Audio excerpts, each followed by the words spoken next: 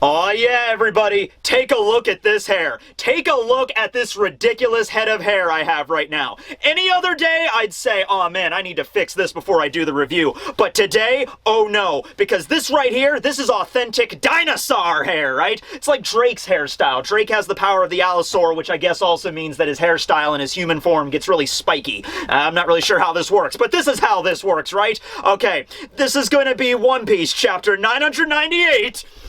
Initiate Twirl of Excitement. Chapter 998, titled Ancient Models. Just gonna tell you flat out right here at the beginning. In this chapter, Barry, we find out we get to see the full dinosaur, or not really necessarily dinosaur, the full ancient Zoan forms of all of the Tobiropo. The ones that we've seen already, such as page 1 in Ulti. You know, page 1's a Spinosaur, and Ulti is a Pachycephalosaurus. That's still super fun to say, Pachycephalosaurus. But we also get to see Black Maria's full ancient Zoan form, as well as Who's Who's, as well as Sasaki's, which I'm just gonna say right now, we got our Triceratops, ladies and gentlemen! I knew it! I knew it! We could make it through! You know, whenever you're gonna introduce dinosaurs into your story, there's a checklist of a certain number that you have to include, right? We got ourselves a flying pterosaur, that's a pteranodon, that's king. We got ourselves a Triceratops. He used to make a sound. I guess the battery died, but roar! Triceratops! And we got ourselves a Brachiosaur in Queen. Alright, so yeah, I guess we'll have to still wait to see on that Velociraptor and that T-Rex. I don't think we're gonna get the Velociraptor and the T-Rex, but we got the Triceratops, and that's all that matters, right? As well as we get to see Drake as well, but Drake is no longer a Tobiropo, but he's an Allosaur. We already knew that, okay? So we're getting that in this chapter. It's gonna be a Dino-tastic, Jurassic Park, Jurassic World, whatever your favorite movie in that franchise is. Also, we get Who's Who, and I'll leave that to when we get into it in the chapter, but we also get Who's Who's ancient form, and that one is also pretty damn interesting, okay? So first off, I just really want to, mention the cover page really quick, because we get to see Enel, or Eneru, however you want to pronounce his name. We get to see him again, and he's chilling out next to a very large cat, listening to some tunes on a record player, and Eneru's just kind of chilling out there, just kind of like, yeah, this is nice, just sleeping on the giant belly of a cat. I wonder what music they're listening to. Since Eneru is based off of Eminem, maybe they're listening to some Eminem. They're just listening to Eminem on an old school, record player, like an old phonograph or whatever. So there you go, whatever. So I just wanted to bring that up because it's really cool that, like, Oda drew Eneru again after so long, right? Okay. So we continue on from the last chapter. Where do we leave off again? All right, the entire island being rose up by the mighty, I'm assuming, I think they're blue flames. I don't know, I guess they're just regular flames because we already saw them in the anime. It's just regular fire, but whatever color of the flame, it doesn't matter. The flames are wrapping around the island of Onigashima itself, literally lifting it up from the ocean, and it's beginning to move toward the mainland of Wano. Even the other members of the Beast Pirates, like, I think the Tobiropo knew that Kaido was capable of this, because last chapter you saw Black Maria there, really chill, and, when the island started to, like, move in the earthquake, Black Maria was just like, he's so impatient. So I'm pretty sure the high-ranking members, like the Tobiropo and the Calamities, they knew Kaido could do this, but as for the lower-ranking members, like the Pleasures and the Waiters and all the other people, like these poor guys that might have just joined up with Kaido's crew, like, last month, they're freaking out. They have, like, oh my god! Did we know that Kaido could do this? Like, I don't know, man. I knew he could turn into a dragon. I didn't know he could move an entire island. Like, what the hell? So they're all freaking out. They have no freaking context of where this is going or what's gonna happen, or even if they're gonna survive at this point. I'll be honest with you, straight up, like, yeah, if you're a loyal member of the Beast Pirates, if you've been on their crew for a long time, like, if you're a headliner, you have a smile power, certainly, well, not even certainly if you're a Tobiropo, because Drake defected, but his whole thing was, like, member of Sword, right? So if you're, like, a long, time member of the Kaido crew, you'd be like, alright, well, let's just roll with this, right? But if you're, like, if I was one of these people right here, these, like, just random Waiters, random Pleasures, and, like, the whole island is shaking, and Kaido's talking about, like, this new world order and all that crap, and you don't know what's happening, right? And you're literally taking your orders from a dragon god. I would be a little bit, like, dubious on everything, and I'd just be like, you know what? Can I just... can I just put my 2 weeks notice in? Can I just leave? Because I think a lot of these people, they're really scared. They're just like, oh, we have no idea what's going to happen. We thought, you know, oh yeah, Kaido's a Yonko. Let's join up with him. You know, we're pirates. Let's join up with this awesome pirate. And then all this stuff happens, and when an entire island gets lifted up and then starts moving across the sky, at that point, it's like, you know what? I have kids. I'm going back to my home island. I have a wife. I'm out of here later. You know, like, this is getting too, you know, end of the world, you know, kind of craziness, right? So anyway, people are freaking out. Marco is there. Marco, being the doctor, I guess, the head doctor of Whitebeard's crew and everything, and having the power of a phoenix, he, of course, you know, lets everybody know exactly what he's going to be doing with his powers. No, he doesn't. He just takes his blue fire and just, like, torches Chopper. So, Chopper's hanging out there. He's, like, of course, got half of the Isoni virus infecting him. He's got the antibody. He's got to figure out some way to, you know, analyze it and manufacture a vaccine, like, really freaking quick. And Marco's just like, hey, you want me to help? Foof! Flame on! And just torches Chopper. Chopper's like running around on fire, like, oh my god, why did you do that? And everyone's like, you know, Zoro and Brook, they're like, hey, whoa, you can't, look, come on, man, you can't just torch our doctor right in front of us, right? And they're getting ready to attack Marco, right? And Chopper just is running around and he stops and he's like, wait a second. It's not actually that hot. It's actually, I mean, it's warm. It's definitely warm, but it's actually like that perfect temperature, you know, like you get into a hot tub and it's like really hot at first, but then it kind of just equalizes and just, yeah, okay, yeah, no, this is good. This is actually beneficial. So as I assumed, I threw this idea out there, just the fact that Marco can control blue phoenix fire, and, oh, maybe that's why I thought Kaido's fire was going to be blue, because blue fire is just instantly cooler, but, you know, Marco has the blue fire. But it's just like, yeah, he has blue fire, and they're going up against an ice Oni virus. So, you know, I just assumed that Marco could have been able to do that, right? Maybe not necessarily cure it, but at least as like a hard counter to it, right? So he torches Chopper, and the flames are just like maybe equalizing out Chopper's body temperature, because the gas is sucking out your body heat. The flames from the Phoenix are maintaining said body heat, okay? And so Chopper realizes, okay, now that the spread of the virus has slowed, I can actually work to get the antibodies out. At the same time, we also see two mink doctors reappear. We've seen them before. The goat doctor that we saw at Zoe, the one that helped, you know, patch up Zunisha after Jack attacked its leg, Miyagi, and then we also see Tristan, and Tristan is the nurse squirrel mink that also was helping out Chopper back then at Zoe, okay? So they show up there. Not all the minks have been defeated. It makes sense that, you know, not all of the minks went to go fight against, you know, Jack and Kaido and help out the scabbards. You know, there was a few that are more for support that were just running around. We also don't get any look into what's going on with Carrot and Perisparrow and Wanda's fight, how that's all going down. But, you know, I guess we'll get more of that later. Maybe that'll be the big one, Chapter 1000 reveal. Chapter 1000, nothing but Carrot. Hashtag not a furry, but yeah, let's just roll with that, right? So anyway, they show up, and Marco is just kind of looking at all the chaos in the hall, and he's like, all right, well, looks like I'm just gonna have to, yeah, let's just get it done. So he just does like a twirl. He opens up his he unfurls his giant phoenix wings, and he just kind of does a twirl in the middle of the hall, sending out a giant vortex of blue fire, and it just torches everybody. And it still feels kind of warm or hot, and also if you see a giant wall of fire coming at you, regardless of if it's red fire or blue fire or green fire or whatever, you see a giant wall of fire coming at you, your immediate response is, this is gonna be hot. This is gonna like torch my skin off, right? And it hits you, and you feel a sense of warmth, and you start freaking out, but then you're like, wait, no, we're good. No, this is actually good. This is actually helpful.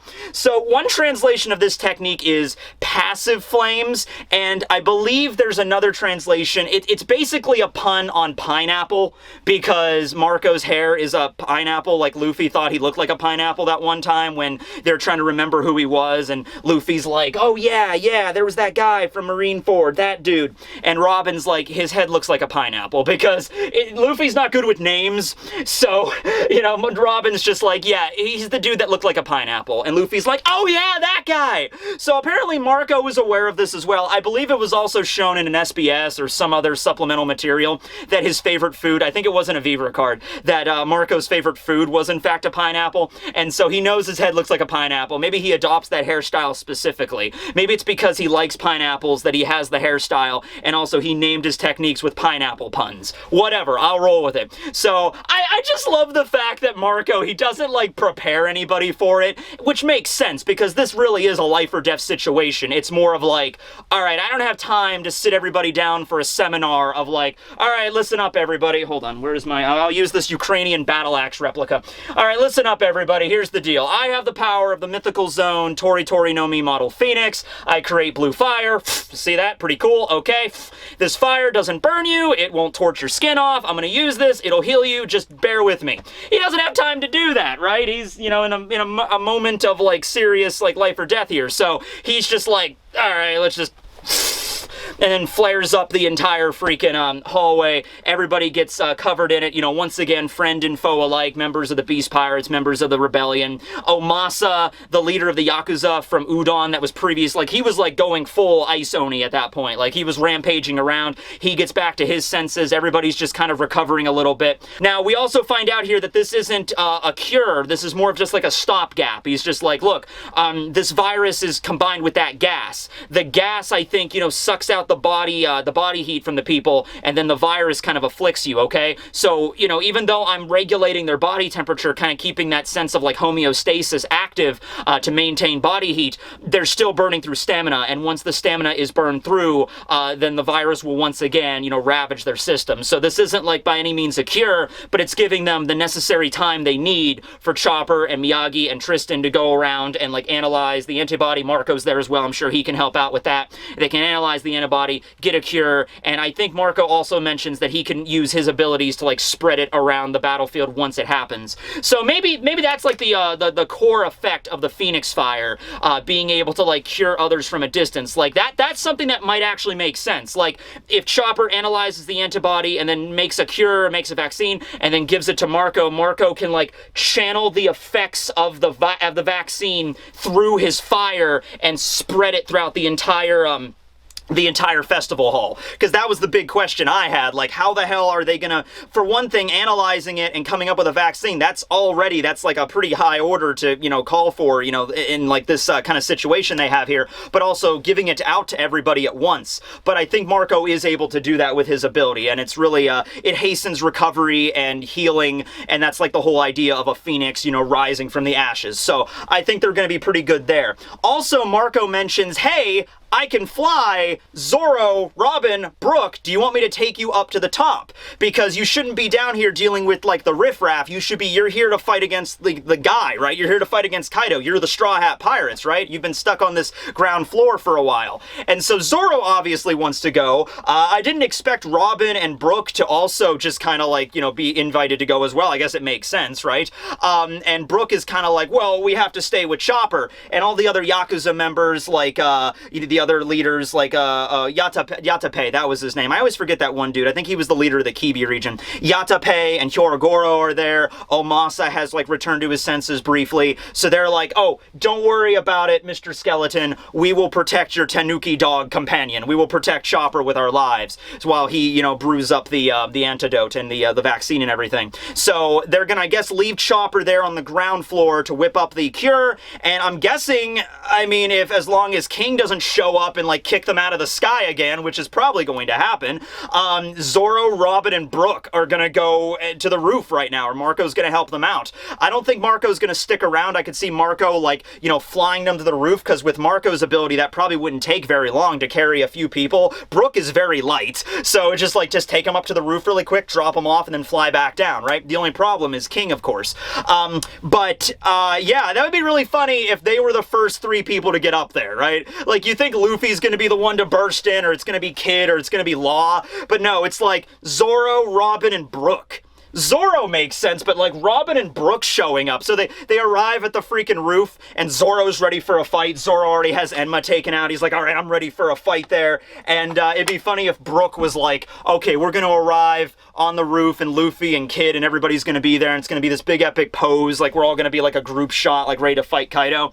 And they all pop out, and Brooke's just like, yo ho ho, hello everyone. Oh crap, we're the only ones here! We're the first people to get here! So yeah, I think Robin would be pretty chill, but still kind of nervous, like, oh, well, I expected there to be a lot more. Alright, well, guess we have to do this.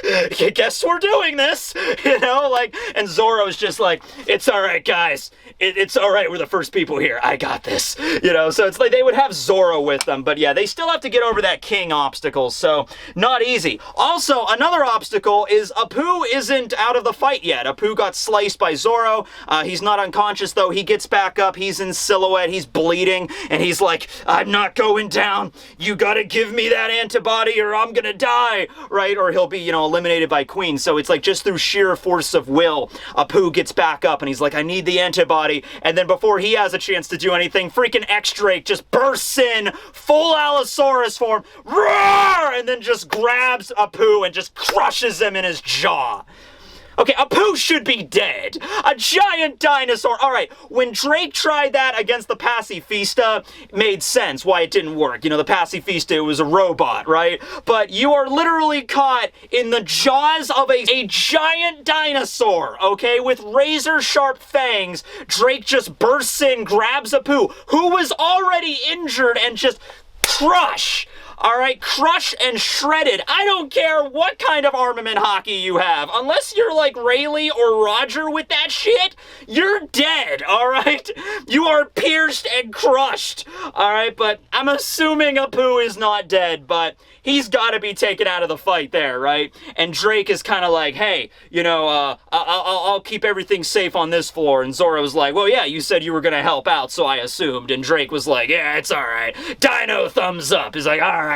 So we got that's Drake's full Allosaurus form, and I know that the T-Rex and the Allosaur, they're not the same, even though they kind of look similar, but I still wanted my damn T-Rex, guys. But you know what? I guess it's fair because, like I've said before, in a lot of dinosaur fiction, you know, probably the most notable is Jurassic Park. Ever since Jurassic Park came out, the T-Rex is kind of regarded as like the poster, you know, dinosaur. Like everybody looks at, whenever you think of dinosaur, you think of a T-Rex. Like that's probably the most well-known dinosaur in the entire world because of Jurassic Park. So I guess it's nice that Oda's focusing on some other dinosaurs. He's like, yeah, I'm gonna have a whole group in One Piece, all having the power of ancient zones, a lot of which are dinosaurs, but I'm not gonna include a T-Rex. The T-Rex is overplayed. You know, I'll go with Allosaur, but I'm not going with a T-Rex. Okay, fine. So that's that. Now we cut over to a different scene with Luffy and Jinbe. They are now on the 4th floor, which later on in the chapter we find out this is called the Cat Cafe,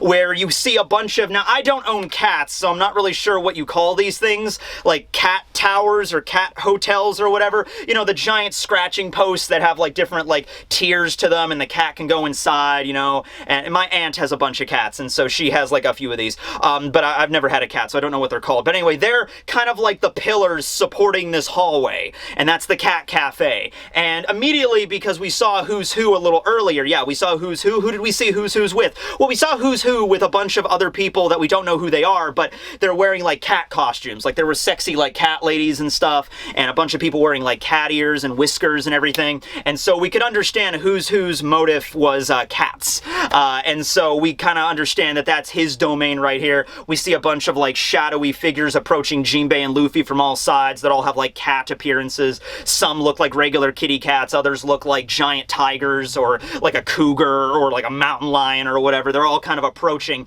and Jinbe and Luffy are there, and Jinbe's like, Luffy, it seems we have a lot of strong cat customers here. He doesn't actually say that. That'd be pretty funny if Jinbe's little dynamic was he just says really lame jokes or puns, but whatever. He's like, I'll stay here and make sure they don't follow you. You gotta get going on ahead. So Luffy manages that. Sanji already ran off, so he's gone, and so now Luffy is very much on his own. You could say the other samurai are around, but I don't know if the other samurai are going to be able to make it, because Luffy's already heading to the 5th floor already. He's almost at the roof. And so I don't know if the samurai managed to get up that high yet, or the other prisoners or whatever, so Luffy might very well be on his own through the 4th level all the way up to the roof. But it looks like all the other Tobiropo are kind of like indisposed at the moment. It's possible that the 5th floor, because it seems like each floor is delegated to a particular member of the Tobiropo. Like the 3rd floor was like Black Maria's domain, that's where Sanji got off, and then the 4th floor here is Who's domain. It's possible the 5th floor was maybe Drake's, but then Drake defected. So if Drake stayed as like a loyal, if he was a loyal member of Kaido's crew all the way, then it would have been Drake against Luffy maybe, but maybe the 5th floor is abandoned for that reason. Did Drake have any followers? You know, like Black Maria has her little crew, and Who's Who has the cat crew and everything like that. I wonder if Drake had any like subordinates that worked under him, and if they did work under him, he had a former crew. He was the Drake Pirates, right? The Liberal Hind was his ship, so he obviously had a crew. Maybe Luffy will run into his crew, and maybe the crew is aware that, oh yeah, Captain Drake, he was secretly a member of Sword, and he's gonna, help out everybody. Or maybe they don't know. Maybe that's the thing, to keep it so deep cover, even his crew didn't know. So I don't know how this is gonna work, but I guess we'll just have to wait and see. But at any rate, yeah, Jinbe's gonna stay on this floor and help Luffy go on ahead. Alright, so now we get just a bunch of double page spreads as we cut around to see the different battles, and we get to see all the different ancient Zoan models that the Tobiropo have, okay? So we start off with Frankie versus Sasaki. Frankie's got, he's got the General Defender. He's launching all the freaking missiles out of the Frankie Shogun. He's got his Star Shield, the ultimate technique of the Frankie Shogun, which is really just a frisbee. And he's like throwing that around at freaking Sasaki. He's unloading on him, and Sasaki's armored core is getting knocked back, and so Sasaki's like, back off, men! I got this. And so it's just, imagine Frankie unloading a bunch of the missiles, and then there's like smoke and dust being knocked up, by the attack, and then just out of the smoke and dust, giant Triceratops just comes screaming out toward freaking Frankie in the Shogun, and all the other armored core members are like, hell yeah, you stupid robot, you won't be able to bust through this now. And so Sasaki's like, I am a member of the Dinosaurs, the greatest beings, the deadliest creatures that ever walked the earth. Yeah, I don't know, Sasaki. Go check out mosquitoes. Mosquitoes are pretty deadly, too. Also humans. But those mosquitoes, man. Giant, ancient Zoan mosquito fruit. That one right there. That would have been the one to look out for. But a Triceratops, yeah. I'm just so happy we got the Triceratops. I mean, it was kind of obvious because Sasaki's horns, they just looked very indicative of a Triceratops to me. And he led the armored corps. So it's like, yeah, we need to see the Triceratops. Okay. But, suffice to say, it's a very large Triceratops that's wearing Sasaki's cap. He's got the horns. And we don't get to see any more of this. I threw out the idea that this thing is just going to rush, and Frankie's gonna blast it, and its face shield is gonna be so strong it's gonna be able to repel even like the missiles of the Frankie Shogun, and this thing could easily like gore like right through the Frankie Shogun, like rip right through it like it was like cardboard or whatever, and Frankie's gonna have to activate like the emergency self-destruct system or something, which it probably has, because Vegapunk's lab had it, so maybe Frankie was like, well, if Vegapunk has a self-destruct mechanism, I guess I should probably install that into my thing, right? So maybe we could do that, I don't know, and then Frankie could rebuild the Shogun later, Frankie Shogun model, Battle Frankie 39, get like an updated, new Mark II Shogun or whatever, so that could very well happen, but we don't get to see any more of that. We just see Sasaki in his Triceratops form. Now we cut over to Sanji's side, 3rd floor, running away from Black Maria and her squad, and so he somehow managed to get up and escape, because he's all tied up with he's still tied up with the web, and so he manages to get up and start running away down the hallway, and because all of his enemies are women, I think there were a few men in there as well, but most of the enemies were women, so he couldn't fight them, so he just started running, because he just doesn't know what else to do. And so, eventually they catch up with him, and he falls on the ground, and he's surrounded by a bunch of Black Maria's squad that look like a lot like yokai. Sarahebi Sensei is there, the snake, and actually there's a few smiles that look like they're snake-based, and there's others that have like horns. There's one that has a face that looks very similar to Orochi, so, I don't know, he's like, I am Lord Orochi's sister! Lord Mochi, I don't know, I am Queen Mochi, whatever. And then Katakuri shows up, Mochi, excuse me. But at any rate, she might be a member of the Kurozumi family. So they're all there, and you're not really paying attention to that so much as you're paying attention to Black Maria, who is on the ceiling now, and she is now, the lower half of her body is a giant ancient tarantula. She has the, hold on, just gonna pull that up right here. She's got the spider fruit ancient model, which, by the way, that is the first confirmation that a spider fruit, actually exists. We already kind of knew it did because Onigumo, a member of the Marines, a vice admiral, also had a fruit that looked very similar to a tarantula spider fruit. So I'm going to assume that that's the regular spider model, and then this is the ancient model. Ancient model, Rosa Magalie Grauvagelli? Huh. Okay. Tell you what, you guys can figure out how to pronounce that. I'm gonna go get some snacks. This might be a while. Yeah, that's a tongue twister if there ever was one. Alright, let's see what we got here. Hey guys, do you want cashews? Or I got some chocolate. I got some Pringles. They're a little old though. Oh, you know what? Actually, we'll go with these. Yeah. Oh, by the way, a lot of people told me last week that cashews were not in fact nuts. I didn't know that. So yeah, also apparently peanuts are not nuts, and I don't even know what's up and down anymore. Okay, this is New Zealand chocolate. A fan of mine, just known as M, sent me a bunch of really awesome chocolates, and me and my mom love dark chocolate and just chocolate in general, so we've been eating a lot of this. So this is Marlboro sea salt and caramel brittle. So shout out to M, as well as shout out to the great country of New Zealand. I'm gonna have some chocolate here. So did we figure out how to pronounce this? I actually looked it up, and I'm pretty sure Rosa Magalia is the way you pronounce that, but I don't know the Grauvagelli. Oh, man, this is good chocolate. So, you don't know how to pronounce it, that's fine, but all you need to know is it's a giant spider, alright? It's a giant tarantula kind of spider. It's a distant ancestor. It's kind of the origin of all mygalomorph spiders. When we're talking mygalomorph spiders, you're talking about tarantulas, funnel web spiders, like the Australian funnel web spider, which that one I hear is, extremely, extremely venomous, to humans. You could really die if you get bit on, your chest or something with those things. Then if you don't have the antivenom on you, or if you're not, right next to a hospital, you could die within an hour or less. Okay, so those things are really dangerous, and the Rosa Magalia is the distant ancestor to all of mygalomorphs. Okay, it's the first mygalomorph species to be discovered. Okay, and if I'm not mistaken, correct me if I am.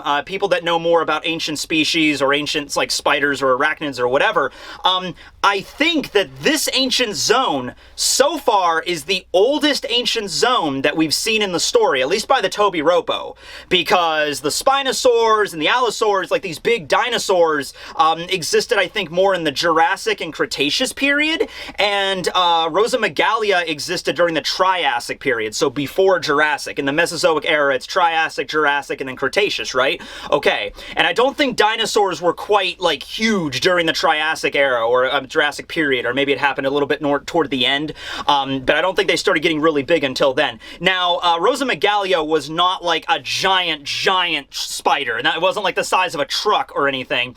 It was just a really, really big spider, okay, during the time period, right? And so that's Rosa Magalia. Couple of interesting things to note, though, about Black Maria here and her ability. So first off, her boobs are somehow defying gravity. I just had to bring that up because she's hanging upside her lower half. You ever see Monster Musume? Okay, so she's like Rhaenyra from Monster Musume, okay? So she's got a human body up to her waist, and then it's just spider underneath her, except the spider in this case has a mouth and a tongue, which...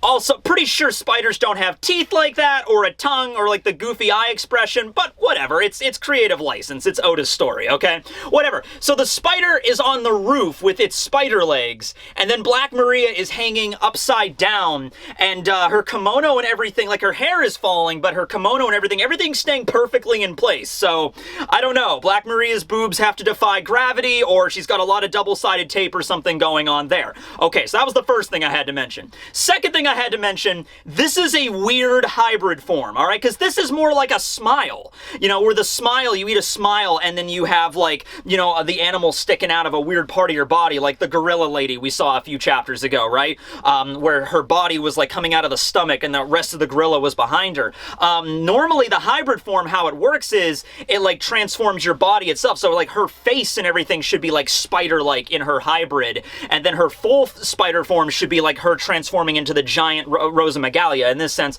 Black Maria is already really big, you know, so, you know, turning into a giant spider would make sense in this context. But not here, not here. It's like, I guess this is her hybrid form, or maybe her full form, I'm not sure, but it's like just the lower half of her body turned into the spider, and the upper half is normal. So I don't know if this is hybrid or full, or I'm assuming it's not a smile because Oda doesn't specify that. He's just like, spider fruit, ancient Zoan model. Yeah, this is an actual devil fruit. It's just a really weird way on how it turned out. Maybe Oda was just like, okay, I'm gonna give her the spider fruit, but I don't want to draw her as like a spider human. I still want to draw her as like how she normally appears. So I'm just gonna bend the rules a little bit there. I don't know if this is ever gonna be brought up in like an SBS or whatever on how exactly the configuration goes down, but yeah, Black Maria. Who had giant spider for Black Maria? I think a lot of people probably did, because last time we saw the web that Sanji got caught in, I just assumed that was like another member of her little clique. I didn't think that was actually her ability. I just thought like, oh, someone else had a spider smile and used that to trap Sanji. But no, that was a pretty good sense of foreshadowing there on what her ability is. Who had ancient tarantula for Black Maria? Who had triceratops for Sasaki? Okay, all right, you can pick up your award winnings over at the ticket counter. Okay, so Sanji though, he's down on the ground, facing off against a bunch of like these yokai, essentially, plus giant woman Black Maria with a huge tarantula body with a face that's like looking at Sanji like and it's like giant spiders, got skull and crossbones on it, of course. And Sanji's reaction to this is sitting down, he's just like, look at all these women. Am I in heaven right now? And they all just look at him like, dude, what's wrong with you? You know, like, dude, you're literally about to be, like, killed and devoured by a giant spider. Ah! Giant spider woman! And Sanji's like, is this heaven right now? Like, they're all women. I didn't really expect them to be spiders or yokai or snakes or whatever, but, am I in heaven? Like, okay, Sanji, all right, that's all right then. So, now we cut over to the 4th floor, the Cat Cafe. We cut back there where we get to see who's who. That's right, who's who? Who's gonna fight who's who? I don't know who. I actually do know who, and that's gonna be Jinbe fighting who's who. And here we begin the very, very confusing dynamic of this fight, I am sure. So, Who's Who has the ability, say it with me now, I'm pretty sure you could all click this back together at this point. Who's Who's ancient Zoan is the saber-toothed tiger. That's right. So Jinbe's there. He's got a bunch of the cat towers everywhere and a bunch of like, you know, there's sexy cat ladies and there's like a dude that's like a lion and he's sitting there. Other dude's like a jaguar and he's got like, you know, I'm sure these are all smile users and they're like smoking a cigarette. They're like, what do you want? And then there's this old lady that's like this like innocent little cat lady that just has a cat hood and she's just sitting there like, hello, you know?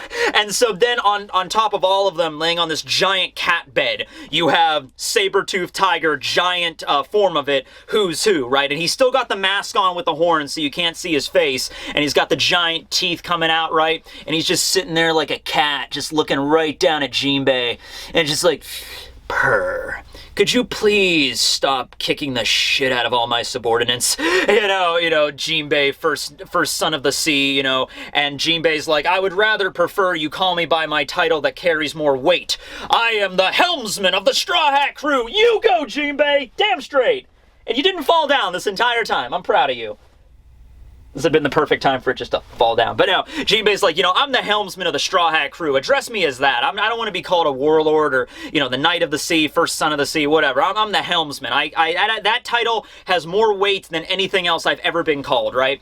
And so, actually, Who's Who apologizes. Who's like, oh, okay, I'm sorry. I didn't mean, it's just that I met you before when you were a warlord. And so that's just the title that I remember. And so Jinbe's like, oh, well, maybe if you took off that mask, I'd know who you were. sure if I met you before. And who's like, ha ha ha, not a chance. And so that's all we really get with him. We don't see like him pouncing on Jinbe or whatever. So we literally have a giant cat fighting against a shark right now. A whale shark. You know, that's gonna be cool. Remember, Jinbe was a warlord for a long time, like several, I think it was like about 10 years or so. It was around a decade, maybe a little bit more, a little bit less. I haven't looked it up, so I'm just going off my memory here, but he was a warlord for a very long time. He probably encountered a lot of people that he probably beat down, or other people that tried to attack him, and this might have just been one of those people, like who's who, maybe back when he was like an up-and-comer kind of pirate, and before he joined Kaido's crew or whatever, and that's why Jinbe doesn't recognize him. I'm sure Jinbe would have recognized him. He's like, oh yeah, you're the guy that can turn into the giant saber-toothed cat. Yeah, I remember that. Saber-toothed tiger. They're actually not as similar to tigers as you might think, but whatever. And also correct me if I'm wrong, but in terms of all the ancient zones, whereas Black Maria's Rosa Magalie is the most ancient, who's saber-toothed tiger I think is the most recent, because the saber-toothed tiger lived like alongside humans for a while. Like I think they're like 2.5 million years ago, and I think they went extinct around 10,000 years ago. So relative, you know, humans have been around for what, like 100,000 years, like 100 to 200,000 years, something like that. Like modern anatomically correct humans have been walking around. So, you know, like, not quite this big as who's who, but freaking our, like, Stone Age ancestors had to deal with these freaking things, and apparently they did a decent job because we're still around, you know? It's just like, can you imagine that? Imagine that. You think you have problems? Imagine sitting around a fire, you just figured out how fire works, and you just have a bunch of, like, Stone Age tools. You don't even have an axe. You just have, like, a sharp stick or maybe a piece of rock or flint at the end of it, and all of a sudden a saber-toothed tiger pounces out of the dark and starts mauling your entire tribe. Right? It's like, we have to kill it! You know? So yeah, they had problems, but hey, I guess we managed to persevere through that. All right then. So yeah, I think saber-toothed tiger is the most recent. Rosa Magalia is the oldest, and then Spinosaur, Pachycephalosaurus, Spinosaur, Allosaur, they're all like in the middle. Pteranodon, I'm imagining large also, Pterosaur also kind of in the middle there. All right, and Triceratops, same deal. Okay, and so Jinbe and Who's Who, they're gonna face it. I'm sure Who's Who's mask is gonna get knocked off at some point, and we're gonna get a little bit of backstory there between Jinbe and him, and like how that fight went down. And then last scene of the chapter, last page, we just see Ulti and page 1 bursting through a wall, both in their full dinosaur form. So we already know page 1's, but we never saw Ulti's full Pachycephalosaurus, so we see hers too. She bursts through. They're like, you know, where are they? Where's that guy with the long nose and that, you know, the orange-haired girl? I'm gonna crack her skull open, right? And so they're pretty pissed, and that's also reconfirming that, yeah, the fight between Usopp and Nami, Ulti, page 1, that's not over. It's just the first round is over. This fight is gonna continue on. And I think also the baboon, Hihimaru, that was trying to protect them, that's he's already been defeated. I don't think that was gonna last very long there. And so yeah, they show up and they're just bursting through, and then we get the last scene of the chapter, of chapter 998, where we have Yamato, Momo, and Shinobu. Now they couldn't have gotten off the island, which I guess also means Yamato maybe can't turn into a dragon to get them away, so they ran into some random storeroom just outside Onigashima, like the back shed of Onigashima or whatever. Quickly now, to Kaido's tool shed! It's the only place we can hide out here! So they get into this tool shed, I guess, and there's this giant immaculate sculpture of a Chinese dragon that looks very similar to Kaido, except its face is all melted and contorted, like somebody took a blowtorch to this giant, like, ornate metal dragon sculpture and just torched the damn thing. And you know, Momo was like, what's up with this thing? And Yamato's like, well, it used to serve as like the centerpiece for entering Onigashima. Like, visitors would enter Onigashima and see this giant metal dragon like lording over maybe the gateway or maybe the entrance to Muffin Mountain, or in the gazebo area or whatever. You know, that big open area we saw, like, with the giant sword when we first entered. It was probably in that area. However, a few years ago, a friend of mine showed up, and he tried to kill Kaido, and he burnt the sculpture, so they had to remove it, and they stuck it in here. And, of course, the person that Yamato's talking about is, of course, Porcus D. Ace. And so I guess now, I mean, I keep forgetting about this because there's so much other stuff going on, but, like, Ace went here. Ace was in Wano. Ace did not just stop over at Wano and like, all right, well, I'm at Wano now. All right, Tama, here's how, thank you for teaching me how to make a hat. Okay, bye. No, Ace had a whole damn adventure at Wano, you know, purportedly before he joined the Whitebeard crew or everything, back when he was just with his Spade Pirate crew, right? Like Mass Deuce and everybody. He had a whole adventure here, and he apparently wanted to go up against Kaido to help out Yamato and Tama and all the other people of Wano, and something happened where he wasn't, I guess, defeated because he left, but something happened where he had to stop doing it, or the fight stopped and he left Wano,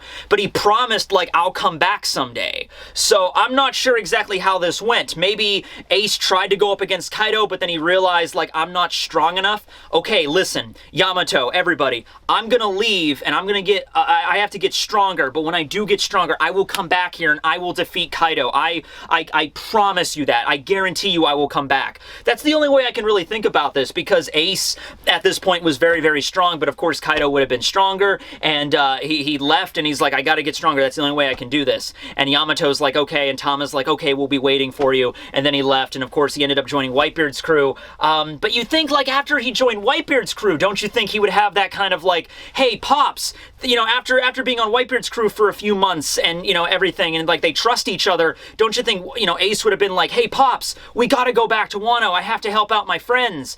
I mean, Whitebeard, he might have made the face like, I don't want to go back to Wano again. You know, it's like, there's a guy there that used to be on my crew, it would be awkward, I don't know. So it just calls back to that thing, you know, why didn't Whitebeard go to Wano? Ace obviously was there, and he knows how messed it up was with Kaido and everything, and then after this, he joined Whitebeard's crew, so he would have been like, Whitebeard, you don't understand, Kaido's taken over all of Wano, there's horrible oppression, I made promises to my friends, you know, and didn't you say Odin was there? Like, shouldn't we go and help? Like, there has to be a reason for this, like something, right? But at any rate, I guess we're now going to get maybe a little bit of a flashback involving Ace fighting against the Beast Pirates and going up against Kaido, and how that whole story went there.